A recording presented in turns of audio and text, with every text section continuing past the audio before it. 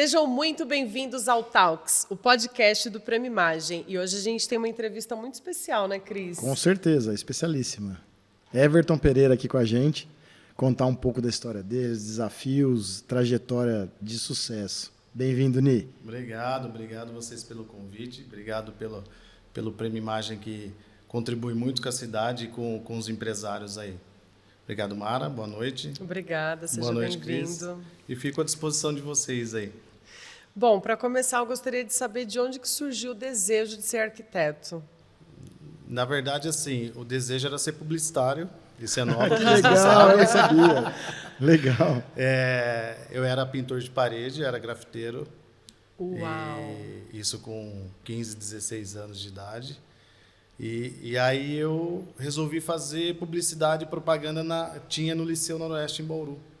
E eu me inscrevi no Liceu, fazer um curso técnico, que eu queria estudar fora, queria aprender, né, um pouco mais, porque eu achei que ia agregar no lance meu do grafite, de criações e tal.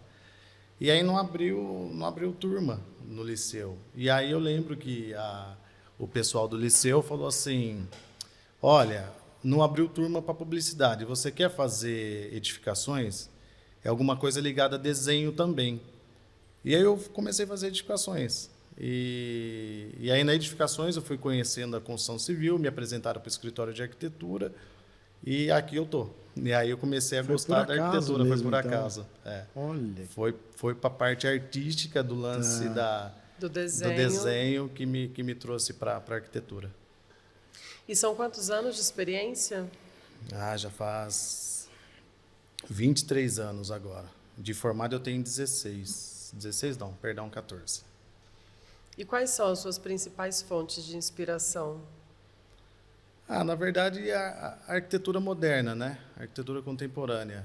Le Corbusier, Oscar Niemeyer, entre tantas feras aí que tem da arquitetura moderna, né?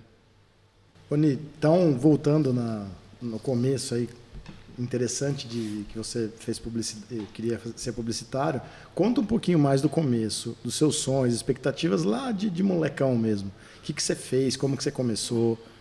Então, nessa fase, eu venho de família simples, batalhadora, assim como a maioria dos brasileiros, né?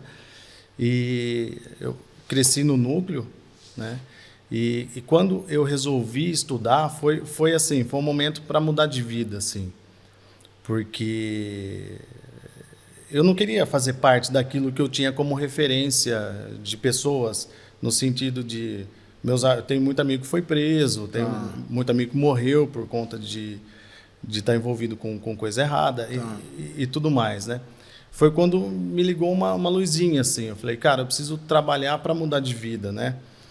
E aí eu comecei a planejar estudar, mas para estudar precisa ganhar para poder pagar estudo, né? E aí eu resolvi mandar currículo. Então, assim, eu fiz um curso no Senai com 14 anos de desenho técnico mecânico. E aí eu procurei emprego numa empresa que trabalha com estrutura metálica da cidade e fui trabalhar nessa empresa.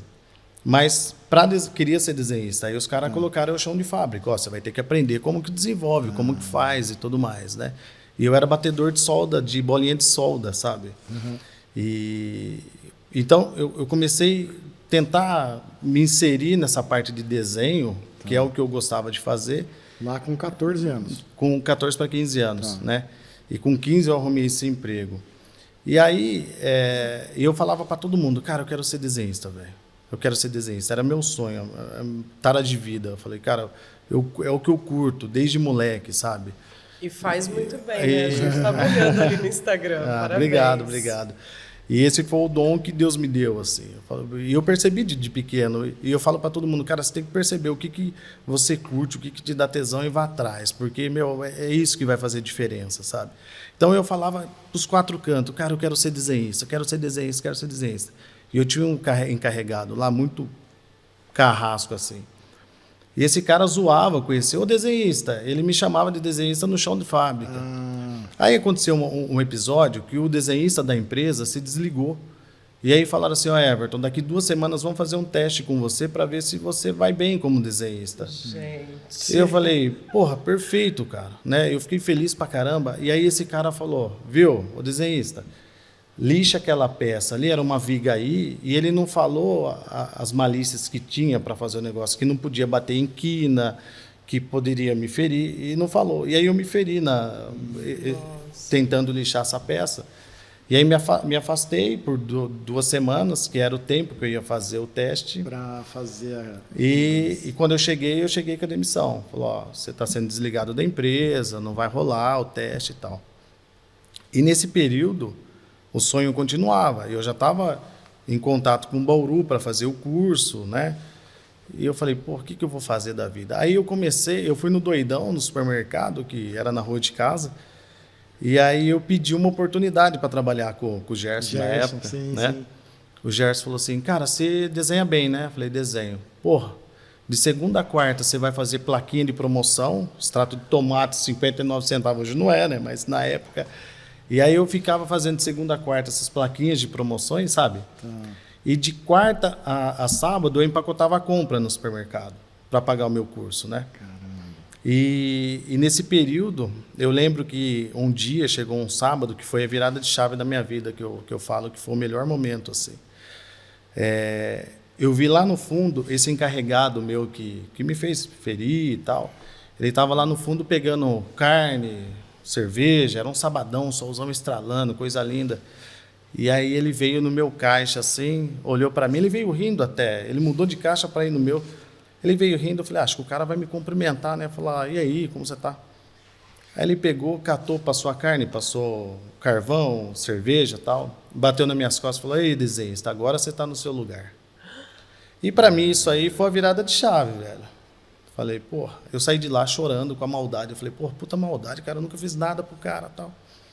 E aí eu tenho um negócio que aí sangue nos olhos, né? Falei, Isso que te impulsionou a mudar. foi que me impulsionou a mudar. Falei, não vai ficar por isso. Eu vou ser desenhista. Porra, é meu sonho, né? Sim. E aí foi quando eu comecei em Bauru. Aí eu saía de casa no começo, né? Eu trabalhava no mercado, atravessava a pista, pegava o ônibus, ia para Bauru, chegava às 11h30 e normal. Quando eu comecei a trabalhar em Bauru, no escritório de arquitetura, que já fazia 1 ano que eu fazia liceu, tudo, eu saía de casa às 5 da manhã, atravessava a pista com chuva, sol, frio que está aqui, atravessava para pegar na rodovia, na Marcha Rondon, ia para Bauru, chegava em casa meia-noite, tomava banho, jantava e começava tudo de novo. Eu fiz isso 1 ano, cara. E quando eu fui fazer eu decidi fazer a faculdade de arquitetura, tinha um outro problema também, que eu falei, porra, achei o que eu queria, não é publicidade mais, é arquitetura, que eu estou no ramo. Tinha um outro problema, eu tinha que fazer a faculdade e não tinha recurso para isso também. Tá. Né? E eu comecei a fazer cursinho, meu patrão chegou e falou, cara, você vai fazer o Unesp, você não consegue nem se manter, como que você vai fazer o Unesp, velho? Faz o NIP. Eu aumento um pouco o seu salário, foi de 850 para 1.000. A faculdade era 650, né? E eu mudei para Bauru. E nesse período, assim, eu passei muita dificuldade. Teve um período que eu passei até fome. Olha. Eu sentei na escada, minha mãe fica até triste quando eu falo isso. Por que você não me ligou? Eu sentei na escada e tentei achar o propósito daquele momento na minha vida. Nossa. Eu falei assim, cara, se eu ligar para minha mãe e para o meu pai... se você estava no caminho certo. Falei, cara, eu vou desistir disso aqui. Vou desistir dessa porra aqui. Eu não tem por que eu passar por isso. Aí eu pensei, falei, se eu ligar para o meu pai e para minha mãe, eles trazem comida, embora a gente muito simples, mas meu pai sempre foi trabalhador, nunca faltou nada em casa, tá? Faltar, né? E aí eu falei, se eu ligar agora para ele, ele vem trazer as coisas para mim. Mas eu falei, não, eu preciso passar por isso, que eu não vou ter o pai e a mãe para sempre. Uau. Eu vou passar por isso, Isso velho. com quantos anos? 19 para 20 anos. E aí foi quando eu, numa conversa, porque eu sempre tive uma ligação boa com Deus, que eu falo, eu numa conversa com Deus nesse dia sentado, eu falei, e aí, qual que é o seu propósito para mim, cara? Eu vou desistir dessa porra, porque, assim, eu tô no meu limite, velho. E eu sentava, arrepia. Me arrepiou também. Não, tô. E é muito emocionante, porque, assim, foi um período muito difícil da minha vida, mas um momento que eu não desisti, sabe? E um aprendizado. E um aprendizado. Aí eu, nessa escada, chorando, perguntando, questionando Deus, né, por que eu estava ali. E E eu falei assim, meu, eu vou tomar muita água e vou tentar dormir, que amanhã é um novo dia. É sábado, isso era uma sexta para o sábado, e eu tinha aula no sábado. Eu falei, eu vou pegar, no sábado eu pego carona, volto para Lençóis, está tudo dominado. Eu vou almoçar, vou jantar, né? E aí, mas eu estava com muita fome, era uma sexta, assim. E eu sentado nessa escada, nesse diálogo com Deus, falei assim, bom, se é para ser assim, estou com o Senhor, e faça segundo a sua vontade. Eu vou entender o porquê. Cara, no andar de baixo do prédio que eu morava, trabalhava um cara que era arquiteto, que eu admirava muito, faleceu muito novo, André Estevô. Ele morava no mesmo prédio que eu. E tocou meu telefone umas 10h30 da noite. Você não sabia, eu sabia. O que quê? ele morava embaixo. Sabia. Mas assim, eu não queria pedir para ninguém, não era questão de orgulho, era questão de, o propósito, qual que é? Por que eu precisava passar por aquilo, sabe? E aí o André me ligou, falou assim, ô Everton, o que você está fazendo? Eu falei, estou em casa. Você já jantou? Nossa. Falei, velho... Do nada. Eu falei assim, então, cara, eu tô pensando o que fazer aqui ainda, mas não tinha mais nada em casa, cara. Eu morava numa república, os caras foram embora e eu não tinha o que comer. Eu falei, não, tô pensando aqui, o que eu vou fazer e tal. Ele falou, cara, errei na mão do macarrão, acho que tem macarrão pra gente comer uns 3 dias aqui. Você não quer descer aqui e comer? Uau. Aí eu desci lá. Irmão, eu chorei tanto na frente do cara, falei, velho, você me tirou de um momento. Ele falou, pô, por que você não me ligou, cara? Por que você não ligou pros seus pais? Eu falei, eu precisava passar por isso, irmão. Então, assim, foi um período de muito aprendizado. E eu brinco assim, quando eu até dou uma palestrinha falando sobre isso, eu brinco que eu fui 2 coisas primeiro. Eu fui o primeiro Uber do mundo e depois eu fui o Airbnb, o primeiro. Porque no período da faculdade, eu aprendi assim, nos 3 primeiros meses eu tinha reserva para pagar a faculdade nesses primeiros meses. Depois eu não tinha mais. E eu falei, eu preciso iniciar para entender como funciona e como eu vou pagar.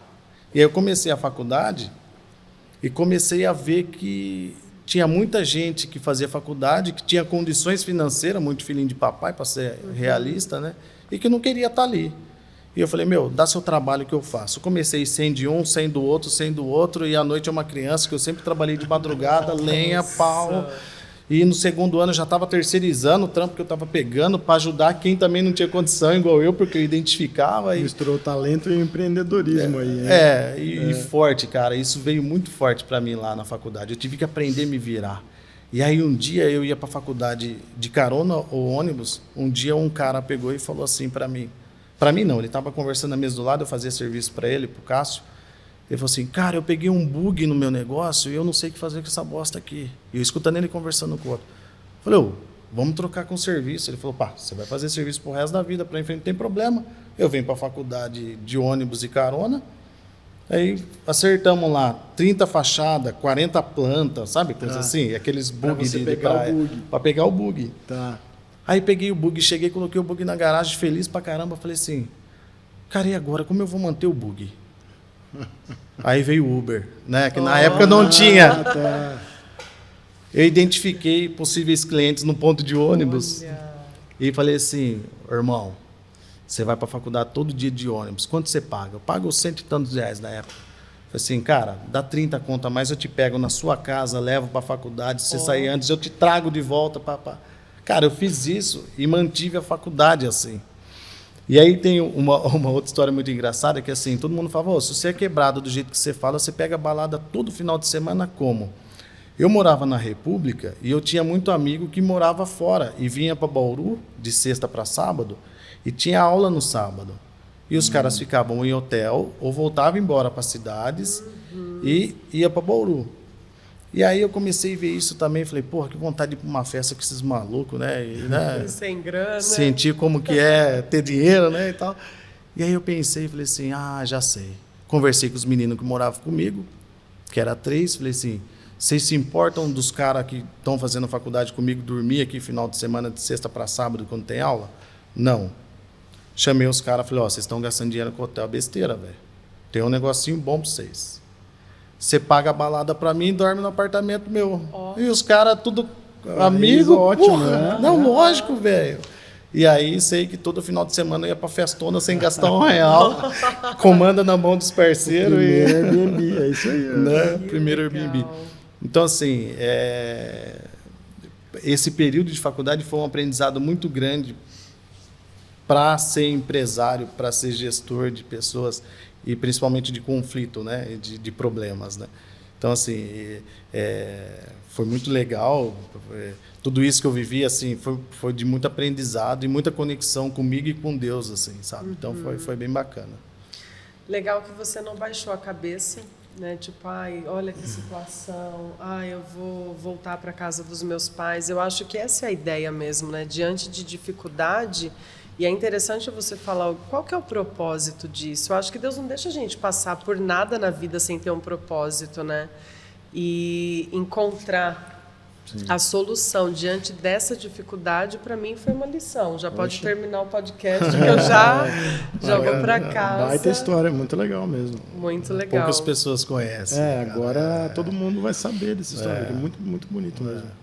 E a gente tem que ser perseverante, né? Nunca desistir do sonho, né?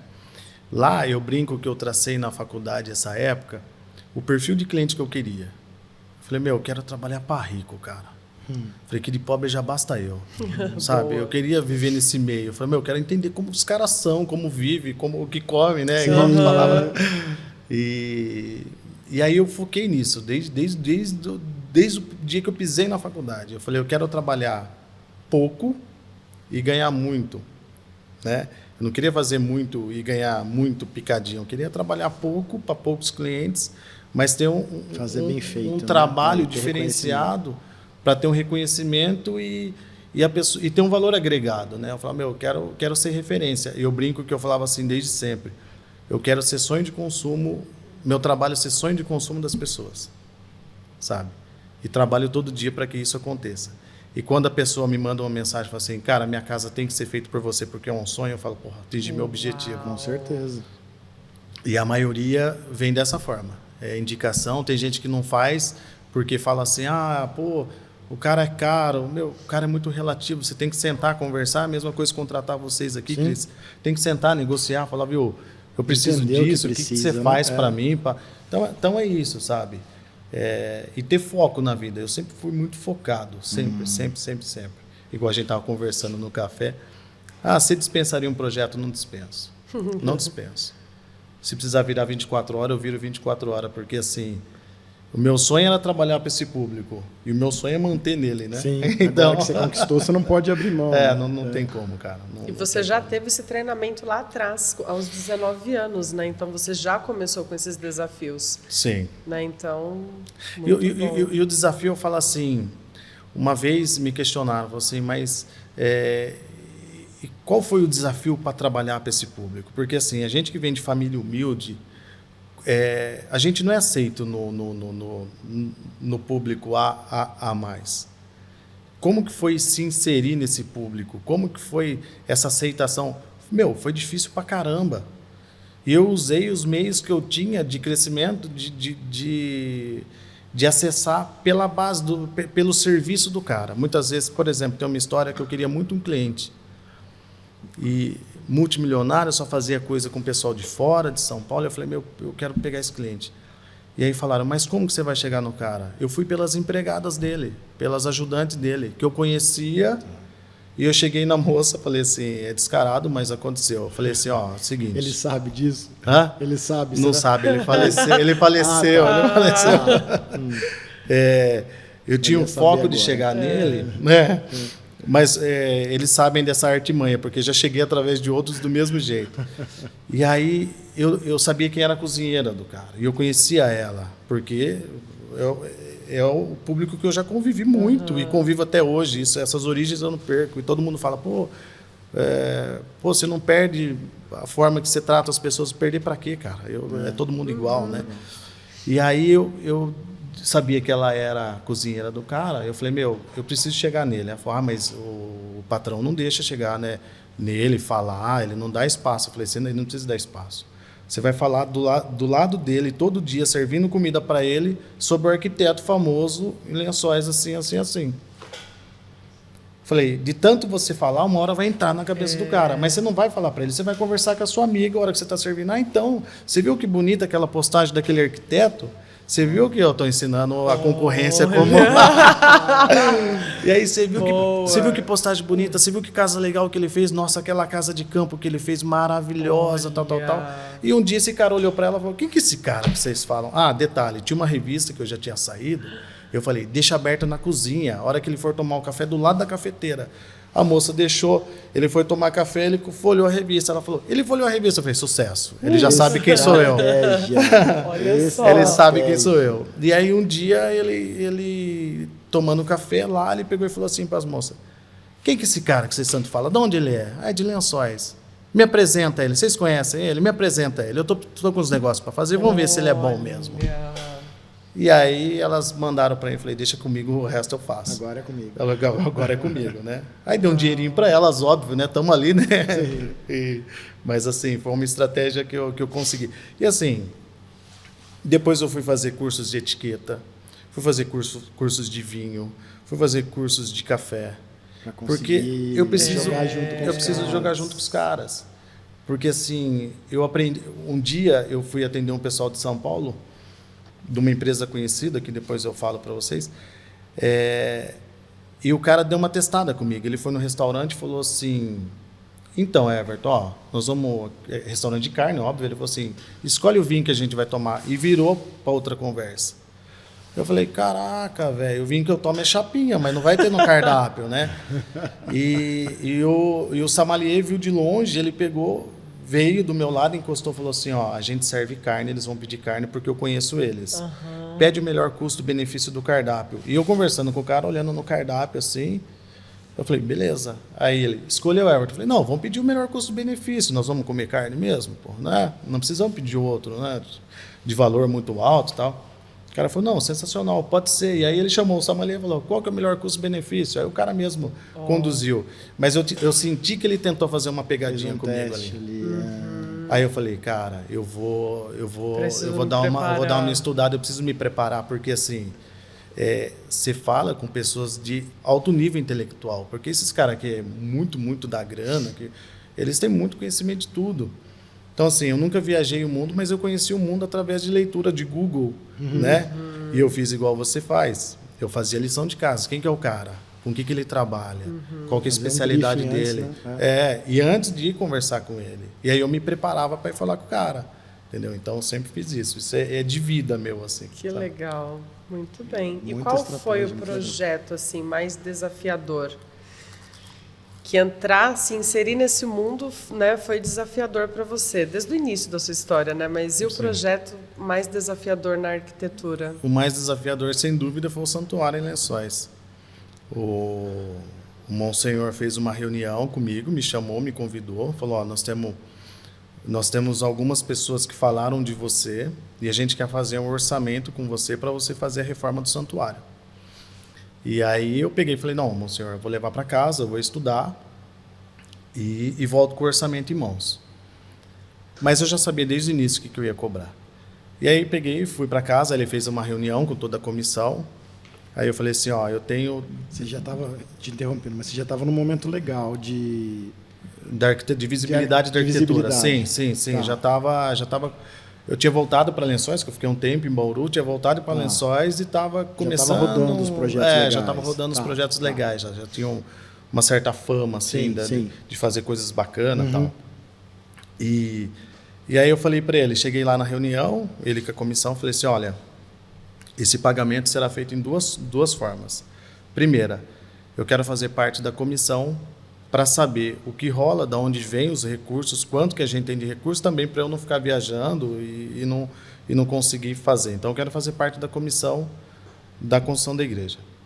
Ele falou, essa parte acordada, beleza. E a segunda, que até a conclusão da obra, vocês façam uma oração para mim para que dê tudo certo. Uau! E esse foi o pagamento que eu tive até o final da reforma. E assim... Eu comecei um projeto muito novo, inusitado do que eu já tinha feito. É um santuário, não pode se fazer qualquer coisa. Sim. Tudo passa pelo bispo. E não é qualquer obra, né? Porque qualquer outra obra, a gente estuda e faz acontecer. Né? Ah, como você faz hospital? Eu estudo vou pesquisar em campo e faço acontecer. Então, assim, o santuário é muito específico. E quando eu comecei a fazer ele, eu parei na frente do papel e falei, cara, por onde começar isso aqui? Eu não tenho nem ideia. Ele me convidou, mas eu não tinha nem ideia de como fazer o negócio. Aí eu peguei, eu acredito muito em Deus, eu brinco, falei no começo, eu tenho essa conexão com ele, e falei, dá uma mãozinha aí, por onde eu começo? Aí ele me falou, ô sujeito, o que a igreja tem de mais importante? É o sangue de Cristo derramado na cruz, vamos começar por ele? E é o simbolismo do vermelho. E eu lembro que nesse momento eu liguei para o Cido, que fez toda a parte de granito do santuário. Falei, ô Cido, qual que é a minha limitação de criação em relação a cores para usar no santuário? Ele falou, fica à vontade, o que você quiser de cor tem.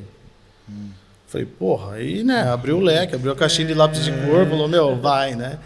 E assim, tudo eu comecei a criar vindo inspirações divinas, porque eu não sei como eu fiz. Se pedir para fazer outro, se Deus não me ajudar, eu não tenho competência para isso, é sério. E falo isso para todo mundo. Porque assim, tudo que eu fui fazendo, eu fui apresentando para o hoje Dom Carlos e para o pessoal do santuário, e eles falavam, o Monsenhor falava assim, Everton, de onde você tirou isso aqui? Monsenhor, não, eu desenhei porque eu achei legal. Né? Ele falou, cara, isso aqui tem muito simbolismo na Igreja Católica. Você estudou? Não foi estudado previamente por não você. Não foi, não deu tempo. Tá. Né? Ele falou, você estudou? Eu falei, não, Monsenhor. Eu estava desenhando e vinha essas imagens, vinha o que eu estava querendo pôr no papel e eu fui desenhando. Aí o Monsenhor falou, cara, você realmente está sendo conduzido por Deus. E aí foi do início, mas assim, teve um aprendizado no santuário que quando nós começamos, eu fui o maluco que enfiou uma maquininha dentro do santuário para tirar todo o piso. E Lençóis inteiros, eu falei, cara, esse cara é um louco. Porque entrou uma máquina dentro do santuário para desfazer o que tinha tudo internamente, né? E preservou a posição, o altar lá em cima, preservou o altar, e a imagem de Nossa Senhora ela foi coberta com uma caixa de acrílico, sabe? E aí eu entrava nessa obra, eu conduzia ela como uma obra qualquer que eu faço. Ia lá de vez em quando, passava lá, e fui, estavam os projetos lá executando, eu falei que ia acompanhar. Aí teve uma cena lá que mudou o meu tratamento com essa obra. Eu cheguei um dia, a máquina andando, entrou uma senhora de uns 80 e poucos anos, muito bem vestida, com roupinha de missa, eu brinco, e o chão estava no barro, porque mina água ali debaixo do santuário. Nós tratamos um problema sério, crônico que tem, que passa uma lâmina d'água debaixo do santuário. Nossa, não sabia. Passa uma lâmina d'água ali. Aí, eu fazendo a obra, eu sempre entrava, ficava de costa para a imagem, normal, nem lembrava que a imagem estava lá. E um dia essa senhorinha entrou, ela ajoelhou no barro e ficou rezando lá por uns 10 minutos, olhando para a imagem. Eu falei, cara, eu estou tendo oportunidade. Foi quando eu entendi, eu falei assim, esse é meu, arrepia, esse é meu principal cliente. Esse é meu principal cliente. Não tem outro. Esse é o cara, né? E assim, eu tô tendo o privilégio de estar fazendo a casa da Mãe Piedade, né? Eu tô na casa de Deus e tal. E aí eu falei, tá. Aí teve um momento de reflexão. Falei assim, se fosse o cara mais top que me contratasse para fazer a obra mais top, o que eu faria? Eu falei, até o chão dele eu varreria, se fosse o caso. E por que não ali não? Então, cada estrela que tem no céu, quando veio a ideia de fazer o céu bordado com estrelas, eu coloquei com laser sentado no meio do santuário. Aqui é uma grande tal, aqui é uma pequenininha tal, e fui colocando com laser os caras instalando. Cada estrelinha daquela lá, eu fiz questão de bordar uma a uma. Então, assim, Não, te convido aí. Te convido aí, que assim, é um negócio que você vai sentir essa energia que rolou ali. E o mais legal que, assim, para mim foi o mais bacana, que nós medimos todo o altar para fazer as coisas e tal, e o último a ser feito foi realmente o altar. Eu fazia desenho, não era aprovado, porque nesse momento estava o Everton, eu não estava deixando ser conduzido pelo que realmente tem que ser, né? E aí veio lá um dia, pô, os raios do Espírito Santo, né, onde tudo acontece, que é no altar de Cristo, né? Então, os raios, ele sai do altar, né? A Sim. bênção, tal. E me veio isso, eu falei assim, pô, tá feito, velho. Peguei, catei o altar, fiz os raios, né, que é o do Espírito Santo, é um raio amarelo e o final tem como se fosse uma chaminha vermelha. E nisso eu fiz aleatório, eu fiz não, né? Fui conduzido, fiz, tal. E aí vamos colocar tudo no lugar no altar.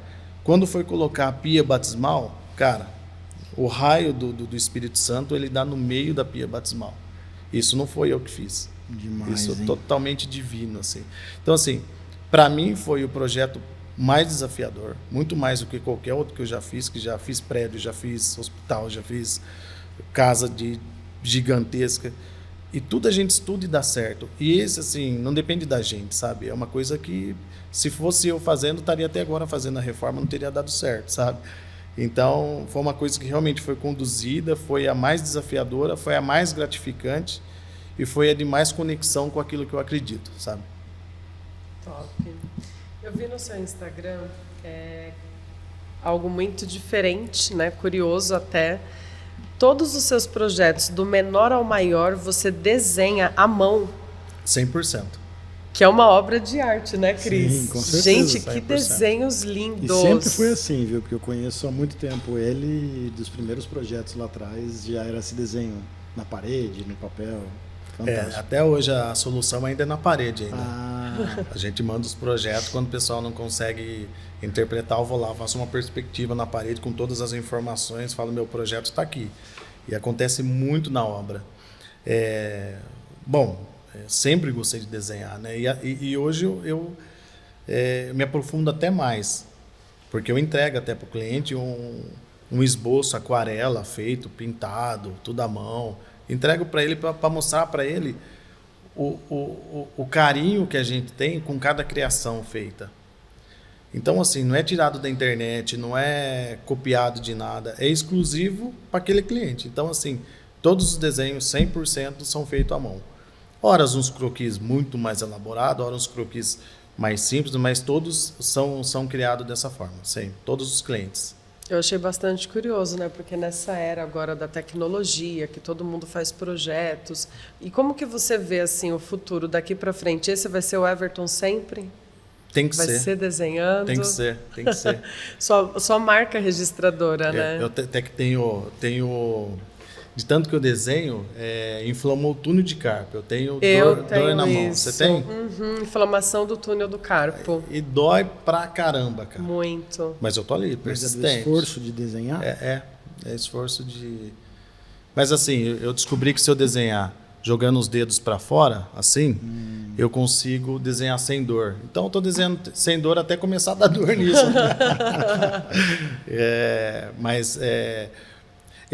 Eu acho que a tecnologia, assim, demorou um pouco para eu aceitar, na verdade. Porque eu venho da geração que era desenhado na prancheta, o desenho executivo, o projeto em si, à mão, com nanquim, né? Carrego AT.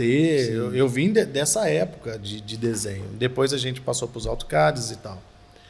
Mas assim, os 3Ds iniciais, quando começou a fazer 3D, era muito ruim. Você lembra, Cris? Eram umas imagens que não tinha... Não era realista igual hoje. Então, assim, demorou para eu aceitar. Hoje, não tem como não aceitar. O nosso escritório faz filme da casa dos clientes, como vai ficar pronta e tal. E confunde muito com a realidade, Isso, né? o nível de qualidade, de realismo que as meninas têm no escritório é muito grande, sabe? Então, é óbvio que eu também não... eu tive que me render à tecnologia, sabe? Uhum. Mas por que eu ainda faço à mão? Eu tenho cursos para fazer em 3D, demoro uma infinidade de tempo em relação às meninas, que parece que nasceram com o computador na mão. Uhum. Mas eu nasci com lápis, então assim, eu uso o recurso que eu tenho para fazer o melhor que eu posso, né? Então eu ainda desenho à mão por conta disso, nunca vou abrir mão disso, até mesmo porque é a forma que eu consigo passar para o pessoal do escritório de como eu penso naquela obra, sabe? E qual que é o problema do computador, da tecnologia, ele limita as pessoas, porque no primeiro ponto que você encontra uma barreira ali na criação digital, fazendo tudo pelo computador, a pessoa facilita, fala, ao invés de ser curvo, que vai dar um trabalho do caramba desenhar isso, eu vou fazer reto. A mão não tem isso. Criou, tá criado. Bota no computador e vê como que faz. Você entendeu? Então eu crio a mão justamente para ser uma coisa mais plástica, assim, mais desenhada, mais elaborada. E é um baita presente também, né, para o Uma obra de proprietário. arte, Eu né? colocaria num quadro enorme. Tem uns clientes colocando Eu nas colocaria, salas, certeza. Tem uns clientes colocando. Então, assim, isso mostra a dedicação, a exclusividade, a atenção que eu estou dando para o negócio dele, para ele entender que não está sendo tratado como qualquer um. Sim. E é isso que você falou. É um projeto único mesmo, né? É projeto único mesmo. Isso pequeno, médio ou grande. Todos têm o mesmo cuidado, o mesmo carinho. Agora, uma dúvida minha. Quando você vai montar um projeto, você pensa mais em praticidade do dia a dia do cliente? Você tem que aliar a praticidade com a beleza, vamos falar assim. Você pensa nesses detalhes todos? Não adianta simplesmente ficar bonito, vamos falar assim. Você sabe que é engraçado? Eu vou pensando na forma e no uso. Tá. E na parte plástica do negócio, na parte visual do negócio. Tá. Então, assim, eu penso primeiro no uso real que vai ter, mas na hora que eu estou desenhando ali, eu falo assim, ó, essa sala ele vai atender as pessoas, mas eu acho que aqui tem que ter um painel que vai abraçar essa mesa. Então, eu desenho a necessidade dele e venho já desenhando junto com isso na minha cabeça. Isso antes de fazer croquis, tá? Na hora que eu estou fazendo a planta, eu estou pensando de como resolver a parte estética do negócio. Certo. Mas eu primeiro dou atenção para a parte prática da coisa, Que igual é o dia a caso, dia, no dia a né? dia dele, e depois eu penso como deixar isso bonito. Mas assim, se você acompanhar a minha arquitetura, ela não é cheia de coisas mirabolantes, tal. É uma arquitetura muito prática, porque eu também penso na forma de executar isso, custo. Então, toda obra, ela vai muito de encontro ao bolso da pessoa. Porque assim, eu falo no meu escritório diariamente, eu falo assim, ó, o sonho não pode ser frustrado. O que é sonho frustrado? Na entrevista eu te pergunto, Cris, o que você tem para investir? E seja real comigo. Assim como psicólogo, você não pode mentir, porque você está perdendo o seu tempo e o dele. Então, seja real comigo, Cris, o que você quer? Ah, eu quero isso, isso, isso, eu tenho X para gastar. Você tem um pouquinho mais? Se eu precisar, porque eu vou trabalhar dentro disso. Então, eu trabalho com o orçamento da pessoa. Então, não adianta eu criar um negócio muito mirabolante, que a pessoa ela vai comprar a ideia, é óbvio, mas na hora que ela começa a executar, ela começa a cortar o sonho e corta um painel de parede, corta uma luz diferente, corta... Então, assim, isso não é bacana, porque o resultado final não é bom nem para mim, nem para a pessoa. Sem dúvida. Então, eu sempre faço o projeto baseado no bolso. Tem cliente que fala, cria, depois eu vejo como que faz, aí é alegria, né? E tem um cliente que fala, eu tenho um orçamento X e eu quero que você faça dentro desse orçamento. E aí eu vejo as condições e vou e faço, entendeu? Legal, não, eu tô aqui só... Eu tô passando por isso. É importante você falar isso, é muito importante falar isso, né?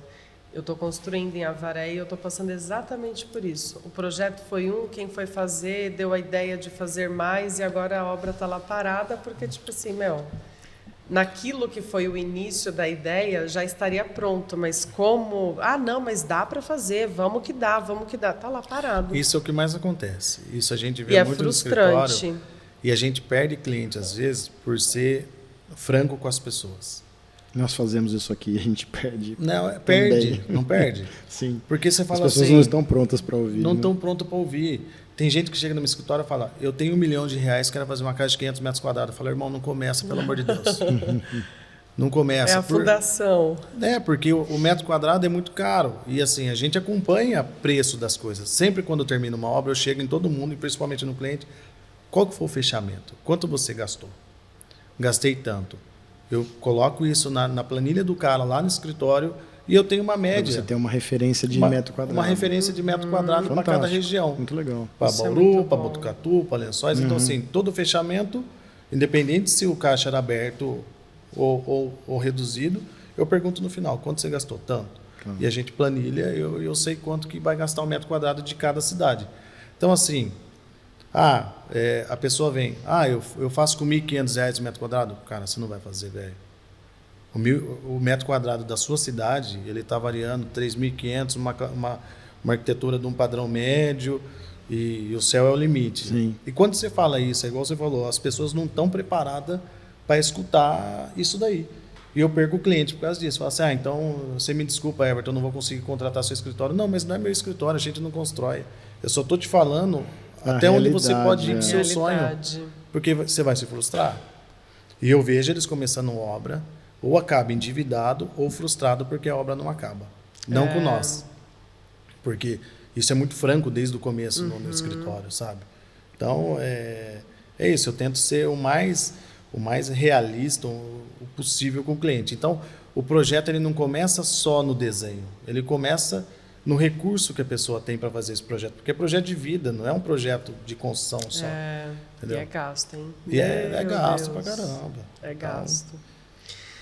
E o que é reconhecimento para você? Reconhecimento é a indicação do cliente para o próximo cliente. É óbvio que, assim, revista dá status para a gente, dá visibilidade, Instagram, as pessoas comentando, mas o final mesmo, o reconhecimento para mim é quando acaba a obra, o cliente chega e fala assim, cara, muito obrigado. Porque assim, a gente vem da construção civil, que a obra acaba, a pessoa brigou com o arquiteto, e eu já passei por isso também, que eu já comecei um dia também. Então a pessoa acaba, brigou com o arquiteto, com o pedreiro, com todo mundo, e a obra, ao invés de ser uma coisa prazerosa, ela vira uma frustração. Então, reconhecimento para mim é quando a gente conclui o trabalho, a pessoa liga ou manda algum presente ou manda simplesmente uma mensagem e fala assim, cara, foi sensacional, muito obrigado por tudo. Ou quando a gente posta no Instagram, esse cliente comenta lá, o melhor equipe do mundo, o melhor escritório do mundo. Isso para mim não tem preço, isso é reconhecimento, né? Isso aí mostra que você fez um bom trabalho, né? E eu acho que é a melhor propaganda, né? Sem dúvida. Da indicação, do boca a boca, certeza. que é o que a gente tinha falado antes. Assim como traz visibilidade, também acaba com a reputação, se você não entrega aquilo que a pessoa... Pro bem ou pro mal, né? Pro bem ou pro mal. E eu fui aprendendo no decorrer do tempo, sabe? A gente tem que ouvir também. Tem um cliente nosso, eu vou até citar o nome porque ele é muito cliente, o Contente, o Marquinhos Contente.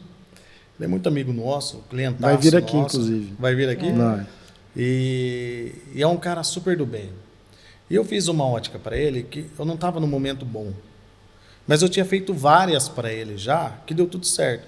E essa que eu fiz, que eu não estava no momento bom, ele chegou na Giza e falou assim, Giza, a gente não pode descartar ele, porque até hoje ele foi bom. Vamos conversar com ele? E eu estou sempre aberto a ouvir. Ele veio e falou assim, Roni, a gente gosta muito de você, mas você errou nisso. Em obras anteriores. Numa obra. Tá. Nas anteriores tinha dado tudo certo. Entendi. Numa obra eu não dei a atenção devida, porque eu estava com problemas e tal. E ele falou, você tem que separar as coisas da sua vida e voltar ao foco. Porque a gente sempre te contratou pelo foco, pelo atendimento, pelo carinho. E nessa obra você não foi bom. Eu vou te dar mais uma chance. Olha. Que feedback maravilhoso. É aí isso que para você mim, cresce, poxa. Exato. isso para mim, eu agradeço ele até hoje, porque ele poderia simplesmente falar, vamos atrás de outro. Né? Mas eu fui bom até aquele momento. Daí teve um probleminha, né? E normal, ele chegou e falou, cara, gosto muito de você, assim. E, no entanto, a gente é parceiro até hoje. Acabamos de inaugurar uma ótica nova. Obra, rapidinho projeto, aconteceu. 38 projeto dias de projeto. De obra, porque a gente está elaborando esse projeto faz um ano. Um ano atrás ele contratou o escritório, desenhamos, viemos lapidando ele para fazer a junção das duas lojas. Aí ele falou, vamos fazer uma reunião com todo mundo no seu escritório. Fizemos uma reunião com todo mundo, gesseiro, pintor, eletricista, para fazer acontecer. E o desafio era, vamos fazer em 30 dias? Vamos fazer em 30 dias. Mole. Sonho 30 meu. dias. E fizemos, cara. Fizemos. Todo dia eu estava lá de manhã e à tarde, de manhã à tarde, de manhã à tarde. Então é isso. Mas não é porque eu contente, não, porque assim, ele me deu um feedback de um atendimento que eu tinha e por um momento eu não tive, que é normal, cara, né? A gente Ele é humano. conseguiu ver o filme, né? Não só a Sim. foto ali, o momento. Então, você entendeu? Então, assim, e é por esses feedback, assim, que a gente vai crescendo. Então, assim, a cada erro meu, eu sei ouvir o cliente, né? E isso acontece até hoje. Teve uma cliente de Bauru super legal que ela falou: Everton, puta, eu achei que você ia vir mais. Fui lá pedir desculpa para ela, mandei vinho para eles tomar. Falei: meu, perdão, eu achei que estava tudo bem, mas ela queria mais, você entendeu? Então, assim, vamos ouvir mais e nos próximos errar menos. Então, é assim que a gente faz o escritório. Eu falei: ó, com essa cliente aconteceu isso, nos próximos nós temos que fazer isso, para não acontecer de novo. Né? Porque para mim estava tudo bem. Eu ia para a obra, não avisava ela que eu ia, ela achava que eu não estava. Não estava indo. Você entendeu? Tá. Então, eu falei: agora nós temos que criar uma ata de toda visita minha e informar ela que eu tive presente na obra, ou alguém da equipe. Para se sentir ali atendido. Para ela se sentir atendida, né? Tá. Que legal. E eu tenho a pergunta final, que acho que ela vai ser épica, na minha visão do nosso papo aqui. Se você pudesse voltar no tempo, o que você mudaria para mudar algum resultado hoje? O que você teria feito antes? Se você tivesse um botão para apertar e voltar no tempo, o que você mudaria no Everton? Cara, difícil essa pergunta, hein? Mas eu acho que é até uma parte mais humana, assim. Eu deveria ter ouvido menos as pessoas e ter ido mais pelo meu instinto, assim, sabe? É incrível. É incrível. Por quê? Porque é a resposta, né, De unânime. todos, ninguém combina e é seguir o coração, seguir o instinto e cara. não... Olha que engraçado. Oxe. E é a mais pura verdade. E pelo instinto mesmo, né? Porque muitas vezes a gente... Cara, eu escutei tanto não na minha vida, eu escutei tanto nesse processo de tentar sair de uma pessoa simples para tentar buscar algo além, sabe? De tentar buscar ser empreendedor, ser empresário. Tanta pessoa falando: não vai, que não vai dar certo. É o tal do cara batendo nas costas: desenhista, agora você está no seu lugar. E muitas vezes eu travava por isso, né, cara? Eu travava porque, assim, eu falava: eu acho que eu estou no caminho errado.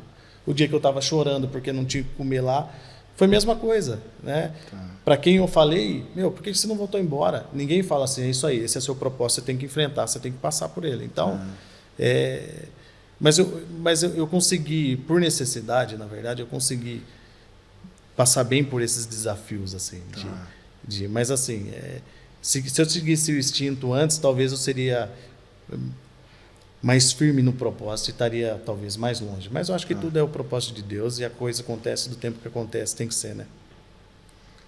Esse Muito rapaz que, sei lá, tirava chacota de você, querendo ou não, já que você é uma pessoa espiritualizada, né, como eu enxergo, ele estava profetizando na tua vida, que naquele momento poderia ser tipo: ai, ele está tirando onda com a minha cara, está me humilhando. Mas hoje você consegue olhar para trás e falar assim: cara, a palavra que saía da boca dele estava profetizando essa bênção que eu vivo hoje. Eu brinco com todo mundo que eu falo assim: se um dia eu encontrasse ele em qualquer lugar, eu sei quem é ele, tudo, e ele não frequenta os mesmos lugares, mas se um dia eu encontrasse ele, seja o bar que for, seja o restaurante que for, eu vou pagar a melhor bebida do lugar. Ele não vai saber por que está recebendo, mas eu sei por que estou dando.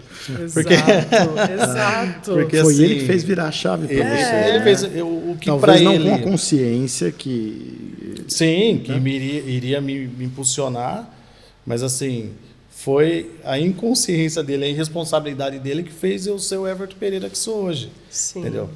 E assim, com ele eu aprendi muito também, porque assim, independente de onde a gente está, nunca esquecer de onde a gente veio.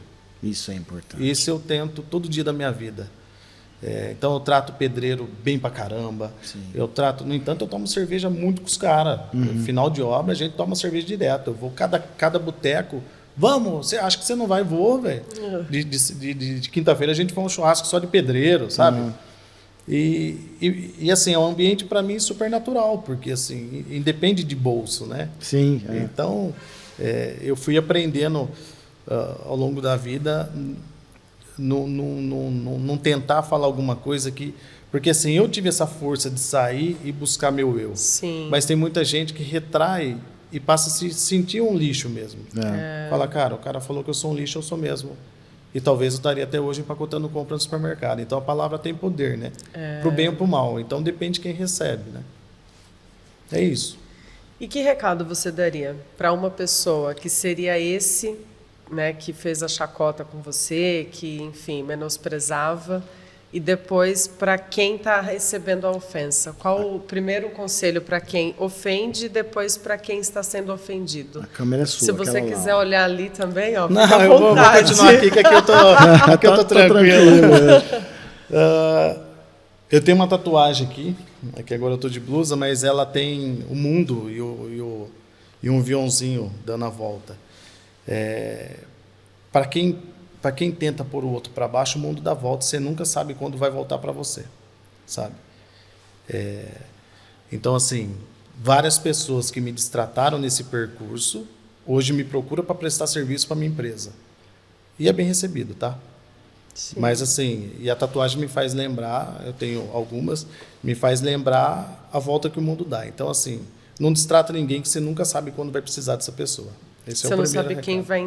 vai encontrar na volta, né? Qual momento você vai encontrar com ela? Que vai encontrar, sabe? Então, é sempre isso que eu falo. Então, trate todo mundo bem, com muito respeito, porque uma hora vai dar a volta e você vai precisar desse alguém. Ou de alguém que conhece esse alguém, de alguém que... E né? o detalhe de que é isso, você não guarda rancor de alguém que lá atrás, Não, de repente imagina. distratou. Não, Isso aí vem cá, é vamos de junto. pessoa evoluída, muito legal. Vamos muito junto. legal. E para quem recebe, acredite em você e vai. Eu falo isso para todo mundo. Eu era o mais improvável a dar certo, porque assim, você pensa, um grafiteiro hoje trabalhar com cliente alto padrão, fazendo mansões por aí, fazendo grandes projetos, tendo nome, né? É totalmente improvável. Mas eu acreditei no meu sonho e fui atrás, sabe? Tem que ser perseverante e ir atrás do sonho e realizar. Não dá ouvido para ninguém, vai. Só foca e vai. Uma hora dá certo. Pode acreditar que dá, que dá. É isso aí. E Muito o que bom. significa para você ganhar o Prêmio Imagem? Cara, fazia tempo. O último foi quando, Cris? Eu acho que 2011, 2012. Não, depois disso Teve mais um. Teve mais prêmio. Assim, ó, para mim, é um medidor bacana para a cidade, de como a cidade te enxerga, né? O escritório tem muita obra fora. Em muitos momentos, as pessoas de Lençóis até acham que a gente não trabalha mais para Lençóis, né? Então, assim, estar de novo no Prêmio Imagem é mostrar para a cidade que a gente está aqui na cidade. E é a cidade que eu escolhi, que o nosso escritório já falaram, por que vocês não estão em São Paulo? Não sei, não, cara, é a cidade que eu gosto. E estar de volta representa isso para mim. É ser presenteado para a cidade que eu tanto amo, que estamos aqui levando o nome de Lençóis para o estado, para o Brasil inteiro, né? Então é isso, é uma felicidade muito grande estar de volta, eu bem. E quero estar de novo. Se sair, eu vou voltar, pode ter certeza. Merecido prêmio. Tá? Então a gente pode contar com você, então, né? 21 de outubro, Claro, estaremos lá para te estaremos lá, aplaudir. estarei eu e toda a minha equipe lá. E assim, muito feliz também que esse ano foi uma dobradinha. Minha esposa, a Natália Fantini, É verdade. também está no Prêmio Imagem. Foi reconhecida aí com muito trabalho e muita dedicação também. Então, Que legal. é muito legal. Reconhecimento duplo. Duplo, sim, dobradinha. Legal, Ni. Né? Parabéns, muito obrigada pela entrevista, por compartilhar da sua história. Fiquei bastante feliz e Muito motivada, assim, né? Cada história que vem aqui, né? Mexe um pouquinho com a gente, constrói algo na gente, que acho que às vezes até a gente precisa, né? De uma Sim. motivação. Então, obrigada pela participação, obrigada pelas palavras, né? É isso aí. Eu Obrigado que por agradeço, ter vindo espero aqui. ter contribuído com vocês aí, com o prêmio. Para quem ouvir esse podcast uma hora, pegar algum ponto, né? Eu falo, se alguém pegar algum ponto de força que muda a chavinha, é bacana. Então, é isso. Muito obrigado pela oportunidade. Vai servir muito, com Com certeza. Obrigado. Pessoal, muito obrigada e não deixa de compartilhar, curtir, comentar, tá bom? E a gente se vê no próximo. Tchau, tchau.